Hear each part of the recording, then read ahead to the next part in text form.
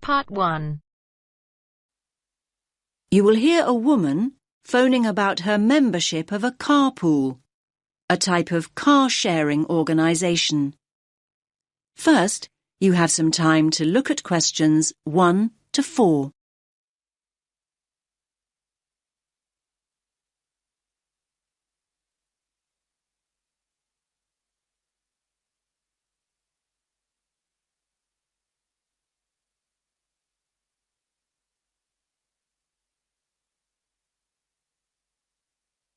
Listen carefully to the first part of the conversation and answer questions 1 to 4. Hello, your carpool. How can I help? Oh, hello. Look, I used one of the cars earlier and I want to complain. I'm not one to make a fuss usually, but this isn't the first time there's been a problem. I'm getting fed up with it. I'm sorry to hear that. Can I take your membership number first? Yes, it's 520016. 520016. Is that Julie speaking? Yes, Julie Gold. Hi, Julie. Now, let me just check your booking.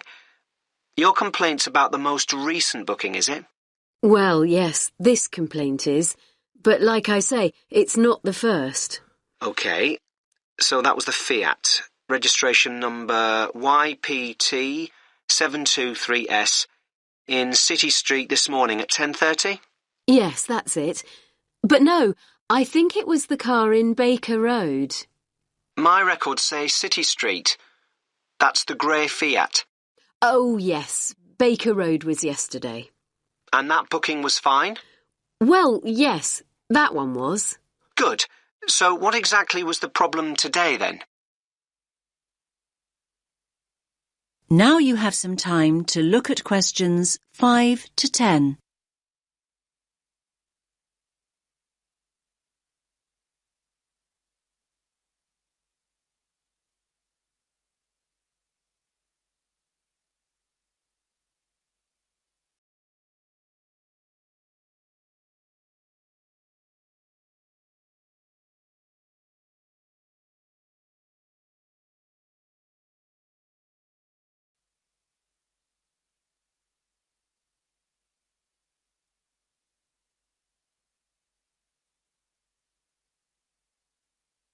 Now listen to the rest of the conversation and answer questions 5 to 10.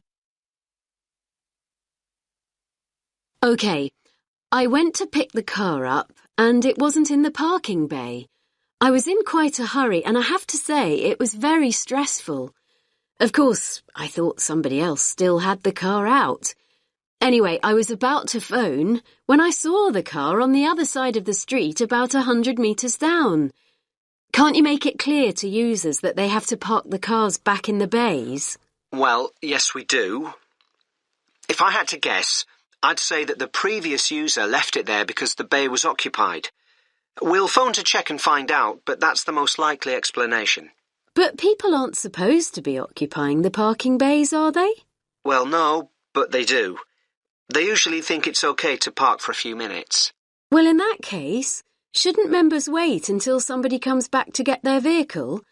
I mean, in that situation, I always hoot and keep on hooting to alert the car owner to the fact I'm there and that I expect them to move. It usually takes only a few minutes. I wish people would show a little more patience.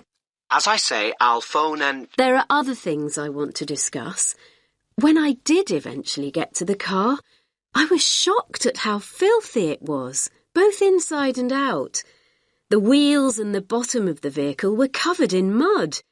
Inside, the carpets were muddy too, and the back seat covered in dog hair. It's pretty obvious that the last user had driven out to the country to take his dogs out walking. Can't there be some rules about what people can and can't use the cars for? I hear what you're saying, Julie.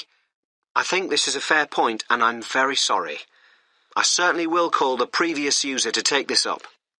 And make sure that the cars are given a decent valeting every so often. Right, one more thing. Once I'd dusted off the seat and found the keys, I expected them to be left under a seat or in the door compartment. I finally started up the engine. I was dismayed to see how low the fuel gauge was. This has been the case before, and it's really annoying. I thought the membership regulations state quite clearly that it's the driver's responsibility to fill up when the gauge goes below the quarter full mark. Am I right? Yes, that is what we say. So how come I had to sort that out before I could get on with my journey? Look, I think all things considered, we'll compensate you for your experience today. How does that sound, Julie? Are you going to scrap the payment for today's booking? Well, I could do that, but now the booking's on the system, it's complicated. I'd rather offer you complimentary hours. Today's booking was for 4 hours, so we'll say you have 4 hours of uncharged usage taken off your next bill. But what if my next booking is for less than 4 hours? Don't worry. The booking will not be charged and the remaining amount will automatically go forward to the booking after that.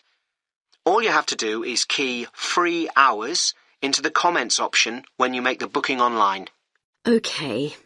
I guess I should say thank you, but I'm still very cross.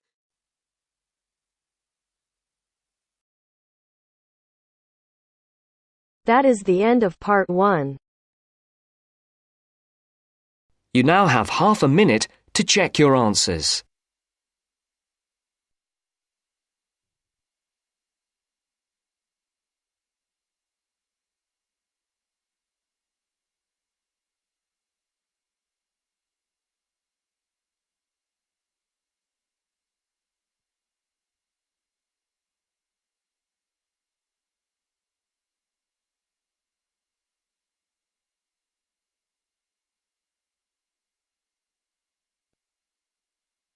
Now turns to part 2. Part 2. You will hear a man talking about areas for growing vegetables in towns called allotments. First, you have some time to look at questions 11 to 17.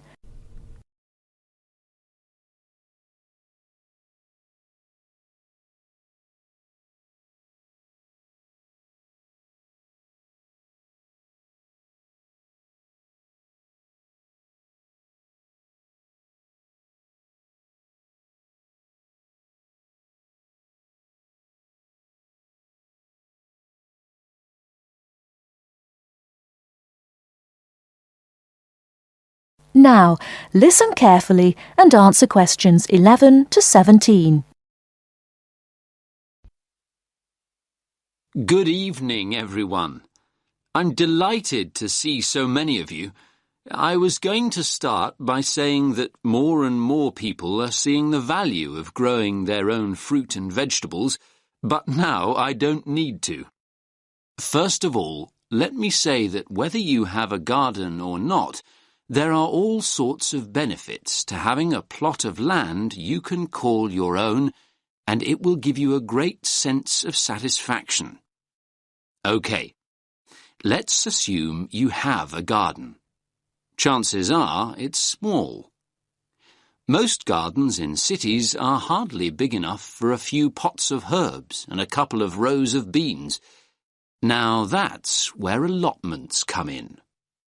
A typical plot is around 250 square metres, big enough to feed the family for a year.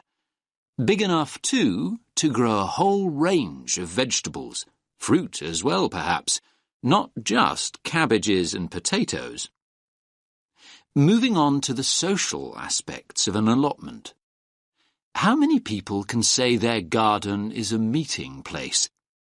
You might chat with your next-door neighbour every now and again, but allotments are notorious communal hives. There are usually between 10 and 30 plots on any allotment site, and they bring together people from all sorts of social backgrounds. Where else do you find a lawyer deep in conversation with a lorry driver? There's often a great sense of camaraderie, with initiatives to involve the wider community, including the less able, the retired, and the unemployed.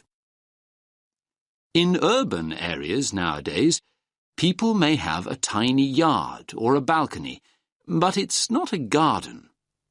An allotment is a huge recreational asset for anyone in that situation. First of all, there's the exercise. Renting an allotment costs around £30 a month. That's generally a lot cheaper than joining a gym. Then there's the involvement with nature. Watching seeds grow into mature plants gives so much pleasure and such a sense of achievement. Spending time outside in the fresh air boosts our mental as well as physical well-being. And one more thing. Don't forget allotments are also an enormous benefit to the environment. They provide invaluable green space in our ever more clogged-up towns and cities, making them more sustainable and appealing to live in. These spaces provide a habitat for wild plants, birds, insects, and occasionally bigger animals. What's more, locally grown food doesn't have to be transported long distances, and that helps to reduce road traffic and hence pollution. Now, food. A subject we all like talking about, because the main appeal of an allotment is obviously taking home all the freshly picked vegetables and fruit. So why is Grow Your Own so good? Well, to start with, there's the superior flavour. Food you've grown yourself tastes infinitely better than anything bought in the supermarket because it will be super fresh. Another point in its favour is the range. These days, gardeners are growing an amazing variety of vegetables on their allotments. Finally, there's the bonus of knowing that the produce you've grown is organic. You know that what you're eating wasn't grown on an industrial-scale farm or sprayed with large amounts of pesticides. Now you have some time to look at questions 18 to 20.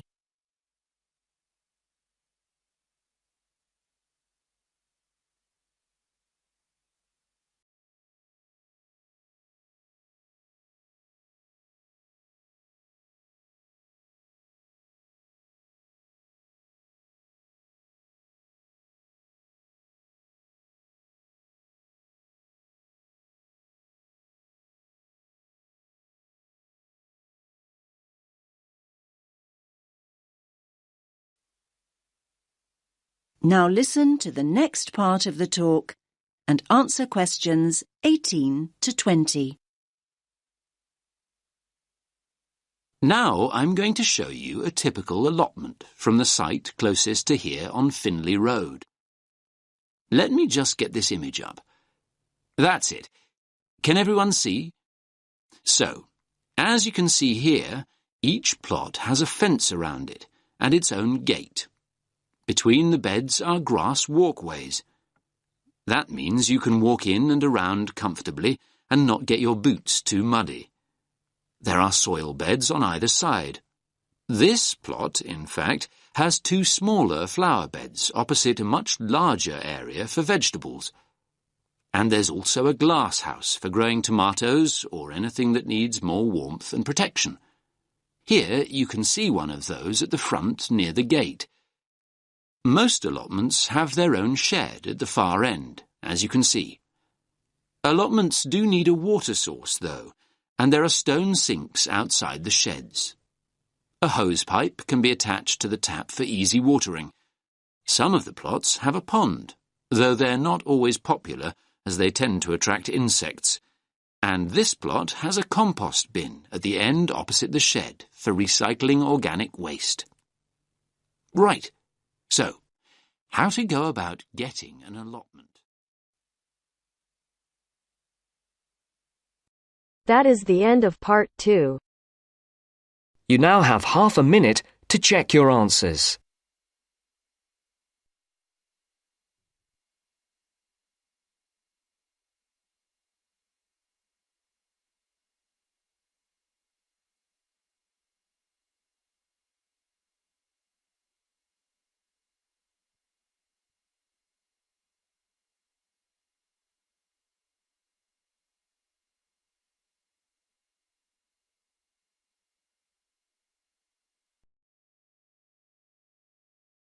Now turns to part 3. Part 3. You will hear 3 students talking about how to spend their time before going to university.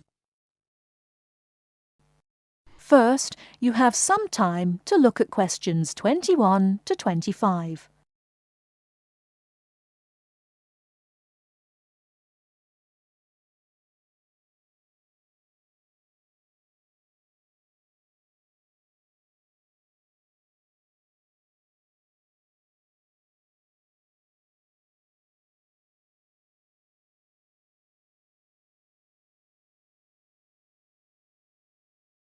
Now listen carefully and answer questions 21 to 25. What's that you're reading, Matt? Oh, hi, Tara. It's an article about taking a gap year before going to university. Is that what you're thinking of doing then? Well, I hadn't really considered it as an option, but reading this has got me thinking. I'm looking forward to starting at uni, but I wouldn't mind a bit of time to myself first. Hi, guys. What are you talking about? Hi, Sandy. How's it going? Matt's reading about gap years. He wants to put off going to uni. I think a gap year's a great idea. I'm definitely thinking about it. Are you? What would you do with the year? Well, the programmes I've looked at involve volunteering of some kind. I wouldn't want to just go travelling for a year. I couldn't afford that anyway. The idea would be to work and help people, but more importantly, to grow up and come back knowing more about the world than I do now. Obviously, I'd choose somewhere hot and sunny. So, what exactly is volunteering? I mean, OK, I understand it means doing something for nothing, but what does it mean in terms of a gap year? Yeah, it means working with programmes in countries where people need support or some kind of aid. I bet your mum and dad aren't quite as enthusiastic as you are about all this. On the contrary, they're really supportive. They can see all the pluses.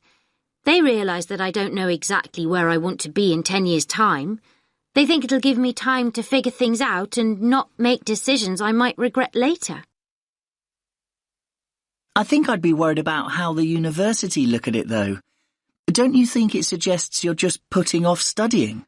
Definitely not. Our tutor told us that a lot of universities encourage students to take a gap year. They see a year away growing up and maturing as an asset. Students arrive in higher education with an extra year of life experience, depending on what you do with the time, obviously.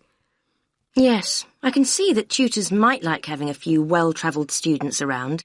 I mean, ones that have a more developed perspective. I think they also appreciate that students who come back from a year away, doing something worthwhile, have a stronger sense of direction and a clearer idea of what they hope to achieve. They probably speak at least a few words of another language too. The most important thing for the unis is that students are motivated. So anyway, what does your article say about the options? Do they suggest where students should go on their gap year? You now have some time to look at questions 26 to 30.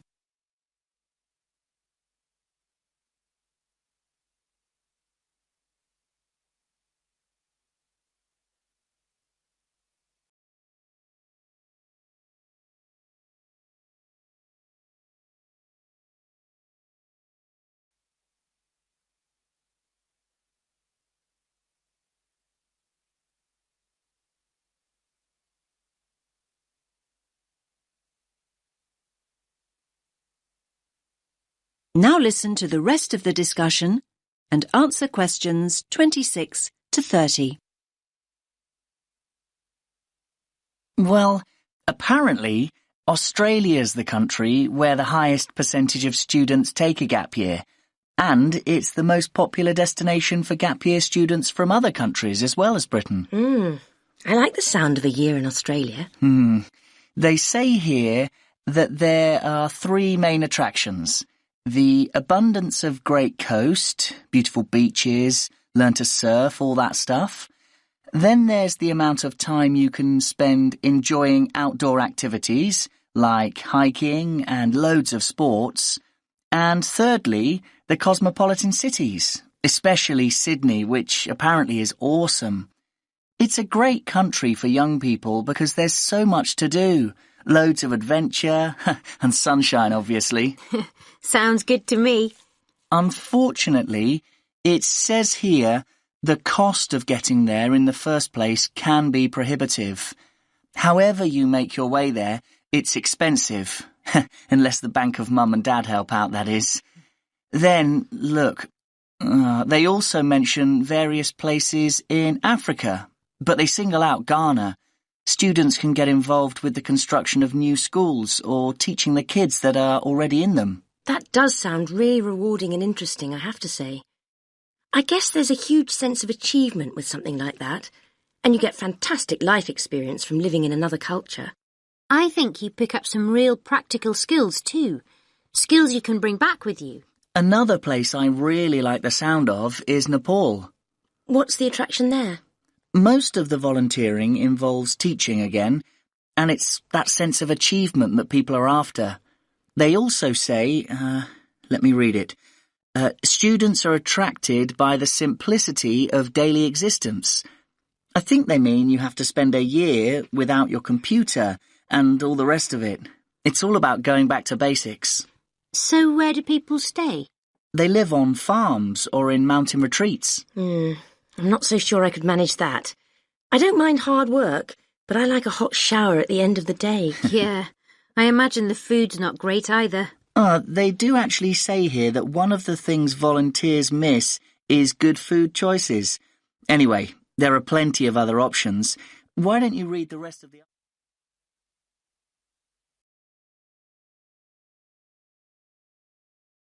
That is the end of part 3. You now have half a minute to check your answers.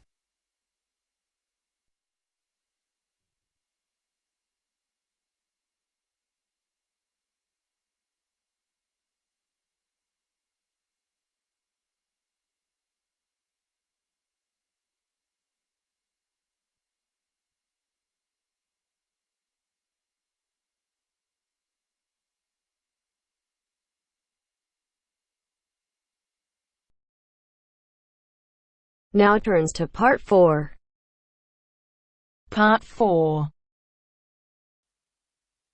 You will hear part of a lecture about the film director Alfred Hitchcock. First, you have some time to look at questions 31 to 40.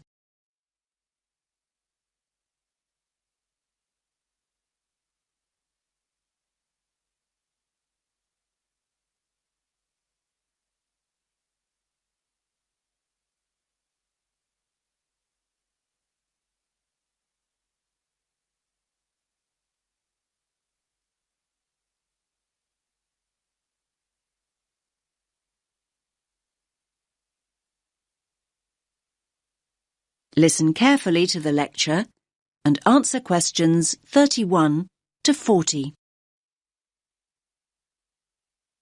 We've been talking about prominent film directors, and today I want to talk about one of the most influential directors of them all, Sir Alfred Hitchcock. I doubt there's anyone here who hasn't seen at least one of his movies. Let me give you some film titles. Put your hand up if you've seen it.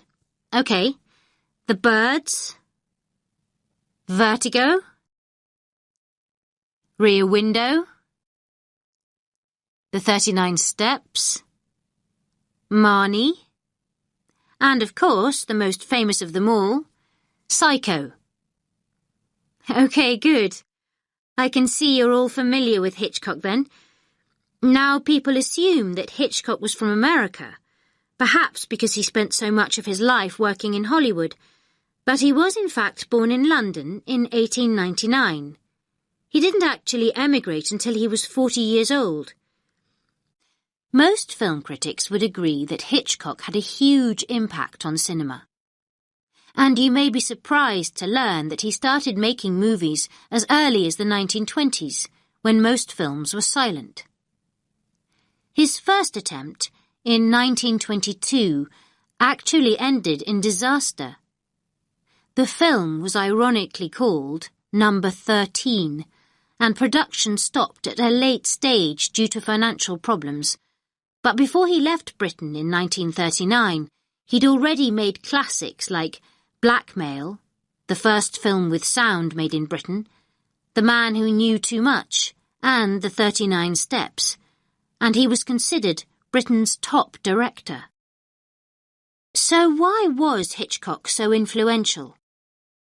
To start with, he pioneered techniques, especially in the genre of the psychological thriller. He was known as the master of suspense.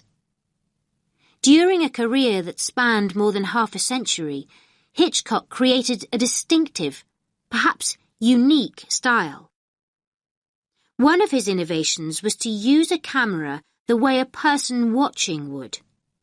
This gave filmgoers the sense that they were voyeurs rather than just viewers. He exploited camera angles and used innovative editing techniques to build suspense and maximize anxiety. His eye for detail was astonishing. Did you know that the famous scene in Psycho in which Marion is murdered in the shower took a whole week to film? Yes, a scene little more than a minute long. There were around 60 camera positions, and the set had to constantly be deconstructed and reconstructed. Today, that kind of almost obsessive perfection simply wouldn't be cost-effective. A week filming one scene would blow the budget.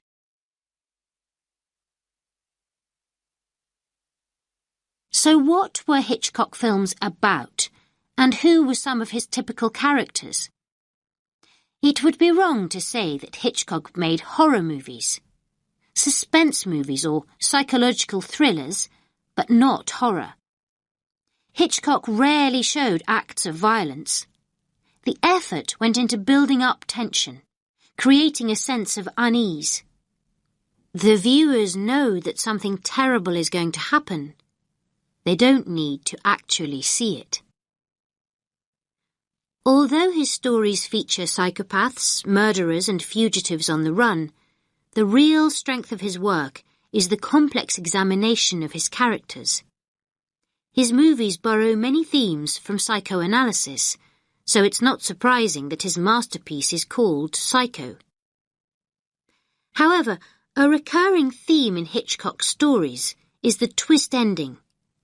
That's when the story ends in the way viewers least expect it to. I mean, the good guy turns out to be the bad guy, for example. Think of Psycho. It's the element of surprise that makes the end so creepy.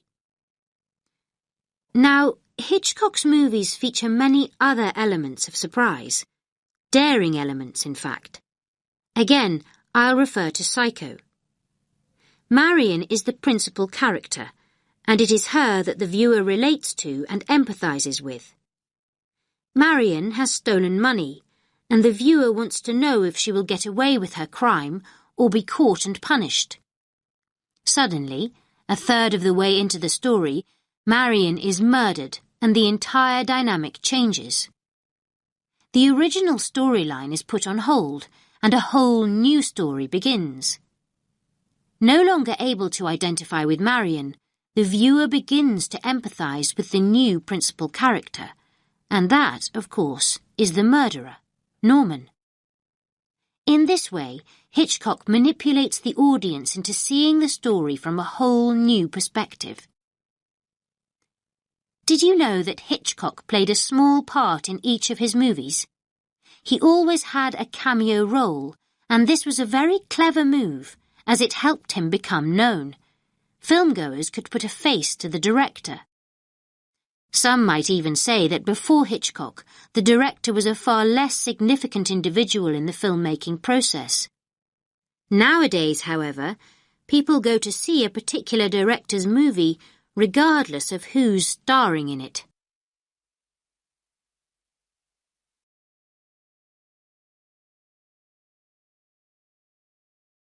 That is the end of part 4. You now have half a minute to check your answers.